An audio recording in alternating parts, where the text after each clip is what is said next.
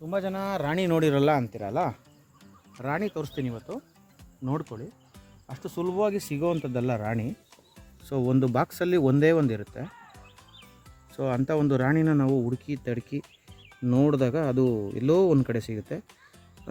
May be ಇದರಲ್ಲಿದೆ. ಇದು ನೋಡಿ ಗಂಡುಳ, ಇವೆಲ್ಲ ಕೆಲಸಗಾರ ನೊಣಗಳು, ಅದ್ರ ಜೊತೆಲಿ ಒಂದೇ ಒಂದು ರಾಣಿ ಇರುತ್ತೆ. ಈಗ ಇಲ್ಲಿದೆ ರಾಣಿ, ಇಲ್ಲ ಇಲ್ಲಿದೆ ನೋಡಿ ರಾಣಿ, ಕಾಣಿಸ್ತಿದೆಯಾ ರಾಣಿ? ಇದೇ ರಾಣಿ. ನಾನು ಹೆಬ್ಬೆಟ್ಟಲ್ಲಿ ತೋರಿಸ್ತಾ ಇದ್ದೀನಿ ನೋಡಿ, ಅಲ್ಲಿ ಹೋಗ್ತಾ ಇದೆ ನೋಡಿ. ಈ ಕಡೆಯಿಂದ ಈಗ ಆ ಕಡೆಗೆ ಹೋಯ್ತು. ಸೊ ಆ ಕಡೆಗೆ ಅಂದರೆ ಇಲ್ಲಿ ಬಂತು ನೋಡಿ, ಇದೇ ರಾಣಿ.